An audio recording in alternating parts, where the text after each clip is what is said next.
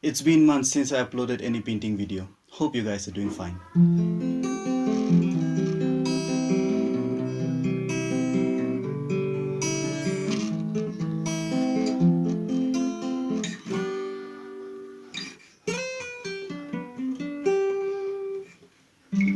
I've been talking about reality in paintings for quite some time. Let's explore more. The proportions to a painting is very important, let it be shape, color, or in the form of values. The subject of my painting is this happy soul, a friend of mine, who happens to be a PhD scholar in vegetable science. I've selected this subject because it shows both lightness and darkness at the same time with some shadow effects. Here I have not shown the initial steps of sketching the outline, but what I did is in a paper of 12 inch by 14 inch I made grids according to my need and sketched the outline in proportion or ratio to the reference picture. If you want to see in detail how I drew these outlines, do check my other painting videos, where I painted Joaquin Phoenix Joker. So I started filling the background with a dark combination of ultramarine blue and burnt umber, a black-like shade but not so dull to be black as black. I don't know what I'm even saying, but I hope you understood. I've used relatively bigger brushes, about 3 inch to 4 inch flat, to fill the paper in the initial stages to block in, keeping in mind the outline that I have created earlier. Once the background is covered, I mix the colors of flesh tint and varying amounts of magenta, whites and blues or even greens to get the exact colors of the skin tone. The mixing of colors to get the desired tones of values was also explained in my previous videos, do check them out. But I'll tell you that the base color for skin tone here is flesh tint and I must vary the other colors by slight amount to get the desired tint. For filling the face, I use a brush of about 1 inch to half inch flat, so as to cover the grounds quickly as possible. I vary the tones and saturation accordingly as per the face contour and the reference picture. Same goes for the neck areas and ears. Once the face is covered, I go on to the eyebrows. Here I use the same dark combination of ultramarine blue and burnt umber, but the amount of ultramarine blue is dominated, so as to get a brownish shade eyebrow color using brushes of around 1, 2 and zeros. Same for the dark eyelashes, no blacks were used. Even for the eye pupils, by varying the ratio of ultramarine blue and burnt umber and some whites, I get the desired shade. Here you can see the left eye is darker than the right eye, so I adjust the tones accordingly and vary my ratios of my color combinations.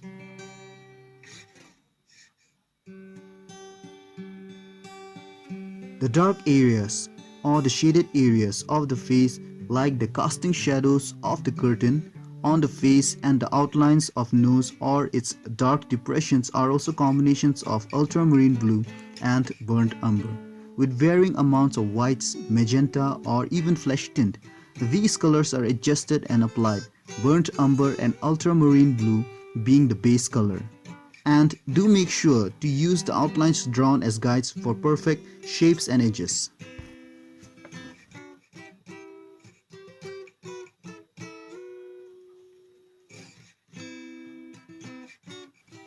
The variation of colors used here are not complicated. Only few colors like ultramarine blue, burnt umber, white, flesh tint, burnt sienna and magenta are used.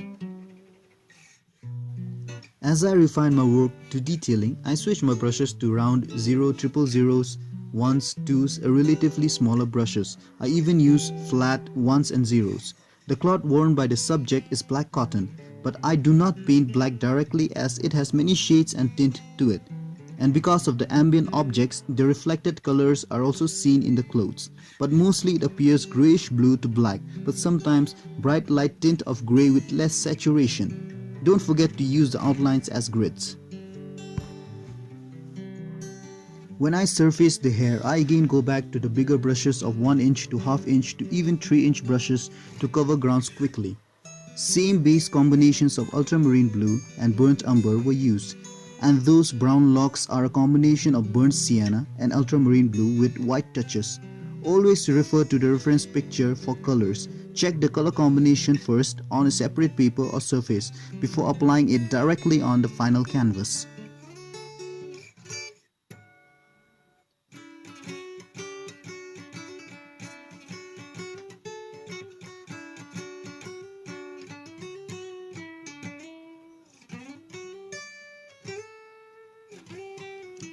Do check the saturation, whether the combination of colors are very saturated or it bends towards the grayscale. For combination of grays, just use the opposite ends of the color wheel combinations, as I have described in my previous videos, like in the Gofling painting of the two lady vendors.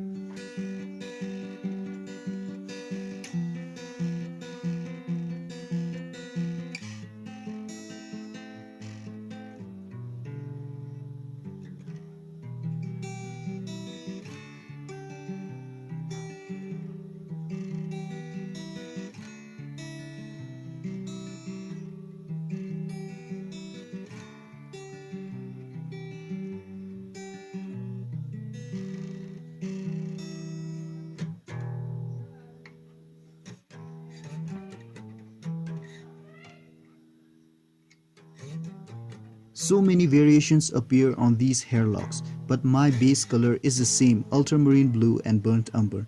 Just vary the combination mixed with whites and greys as discussed in the color wheel.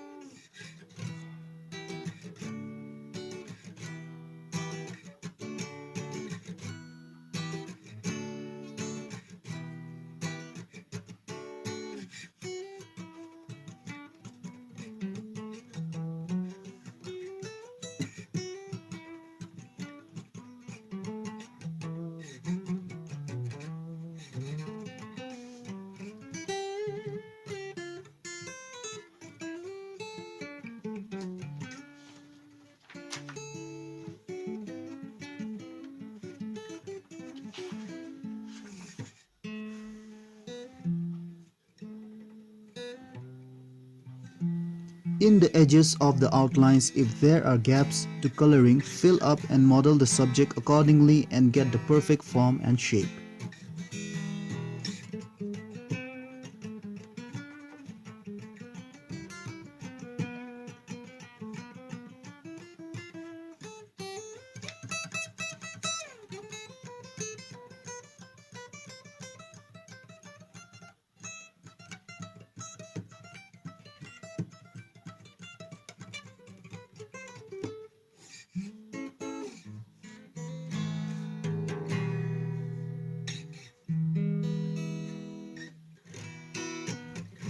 In the detail phase, I use smaller brushes and detail every bit necessary, but sometimes if you get the values right, we do not need to detail the whole thing. The combinations of right shades and tint will give an illusion of details. Just some touches of detail will do, like the frizzy hairs and the reflected light hairs or the black individual hair that drops around the forehead.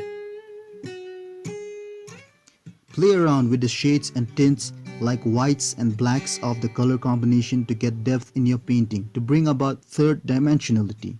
The blacks will appear to have moved back and the whites will emerge out to give a realistic touch.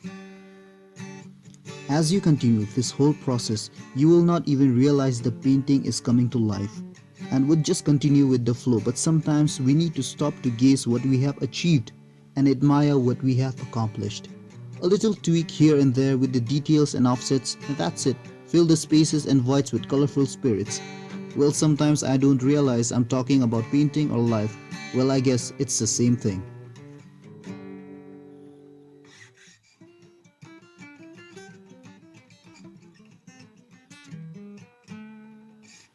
I save the utmost details for the last and adjust the darkest dark and the brightest bright accordingly with small brushes of zeros and ones like the binary pixels. Wait, what? Is that even a word? I don't know. Maybe I just made it up.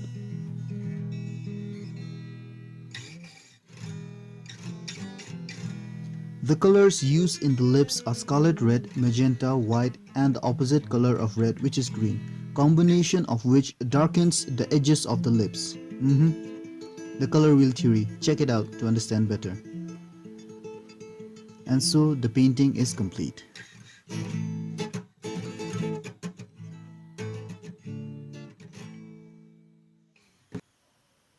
I hope this video has given you some valuable insights. If you find my videos interesting and would like to see more of my content, do subscribe and comment your reviews. Until then, stay safe and get creative.